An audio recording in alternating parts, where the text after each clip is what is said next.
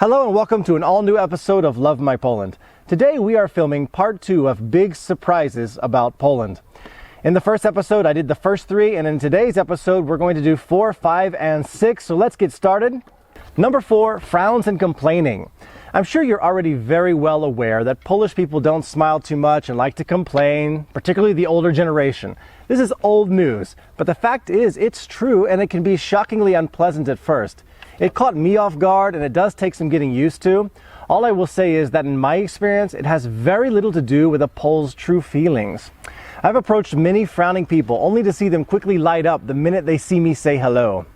The face and the mood just don't seem to match up, so it's hard to accurately kind of judge people this way. On the flip side, Poles who see a person being too happy or smiling too much, walking down the sidewalk, like me, may perceive a person as being potentially dishonest or even downright fake. Some may even say that this is a potentially crazy person to stay aware of, so kind of stay away from that crazy person. I smile all the time, and I admit my smile also doesn't reflect my true feelings inside, so where is the perfect ideal? I'll say one more thing on this. A Polish person asked me one time, "Russell, why do you smile though? Are you really happy? Is that why you're smiling so much?" I said, "No, it's just kind of the way in America you have to make everything look good. You know, life is beautiful. We're having success constantly." And he said, "Well, in Poland, we don't really have the pressure to do that. We're kind of freer, I guess. We can behave and appear how we really want to." So after years of living in Poland, I appreciate that. That's a good thing. Number 5, long winters in Poland. Back in 1999, I came to Poland on a warm, sunny day, kind of like today, just as autumn was arriving. I was really shocked to see how quickly the seasons change and how cold it got here. Poland has the kind of cold that is a wet cold. It cuts you to the bone, and the winters are long. They might not always be so snowy, but they are long, cold days. In most of my years here, I've witnessed cold temperatures from the end of October to the end of April. If you do the math, that's 6 months of wearing jackets and bundling up. But on the bright side, if you love winter sports like we do, there's great skiing in the Polish mountains, and I love ice skating. I didn't really love it back home going to the ice rinks in Houston, but there are ice rinks everywhere here in most cities. What's more, indoor water parks. Poland is building more and more indoor water parks, and we're not talking about one simple, boring swimming pool. We're talking about, kind of warm pools, cold pools, water slides, all kinds of fun things to do in those water parks. So there are more and more options for those long winters. And there's more good news. Over the last decade, Polish winters have become milder and milder, so maybe it will continue this way. I'm holding my thumbs for that. But there has to be snow during Christmas time. The 6th point today that really surprised me is called All Saints' Day in Poland, or All Hallows' Day. And it wasn't until I moved to Poland that I fully understood why we have the name Halloween in the first place, which really is short for All Hallows' Eve, the day before All Hallows' Day, which as a matter of fact was yesterday. Today is November the 2nd. And for those of you that aren't aware, Protestant Baptists like myself have a slightly different position on praying for the dead. We don't have the tradition of going to the cemeteries on November 1st at all.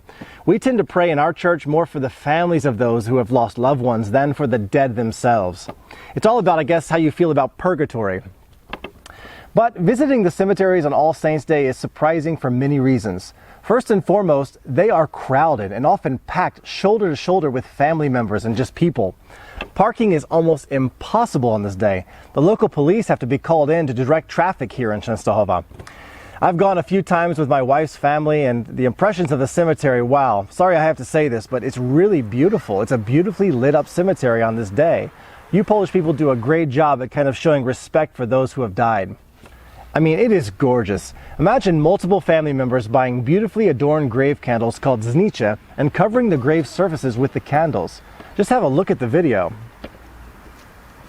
You just don't see this in American Bible Belt states. Supermarkets throughout Poland dedicate large areas of the store, giving customers a wide variety of reasonably priced candles from which to choose.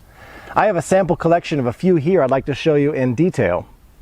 It's amazing just how inexpensive they are. This one cost about 75 cents. It's got a nice little metal top here to protect from the weather elements. Nice thick wax candle inside, just beautiful. Nice little design there. We go from purple to yellow colors. This one's really similar in the style and the design of it, but a little bit of a different top here. And again, that same kind of wax candle, just lovely. And we keep moving up here, and If you look, you'll see a lot of them with kind of painted plastic parts with a little angel in front, bigger candle inside, and, you know, nicely adorned grave candles there. This one's one of my favorites. I love the golden cross on the side of it like that, just hand painted on there. A lot of work goes into making these, and this one has a big old jumbo candle inside.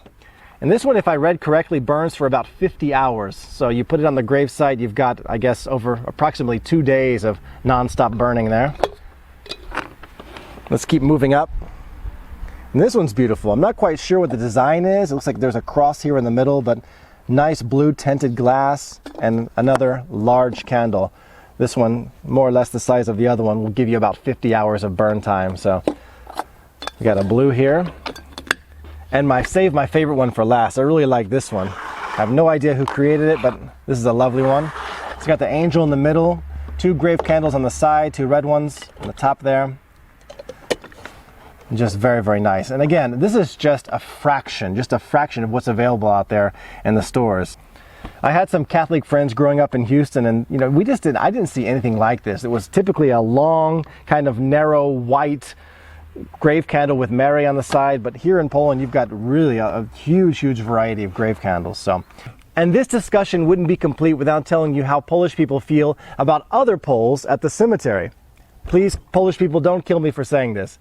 If you live here a long time and you listen carefully to Polish people, you'll hear a little secret about All Saints' Day, particularly about women. For many women, All Saints' Day doubles as a kind of opportunity to show off a woman's newest shoes and, more importantly, that new winter coat.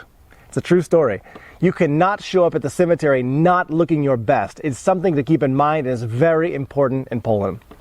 So I want to say again, thank you for watching this episode. There are going to be a lot more parts of this kind of episode, surprising things coming about Poland. So please stay tuned. If you have not subscribed, go ahead and click that button. And for those of you that live in Poland, enjoy this beautiful November weather we have. Short sleeves, November the 2nd. It's incredible. Thank you for watching. Have a wonderful day.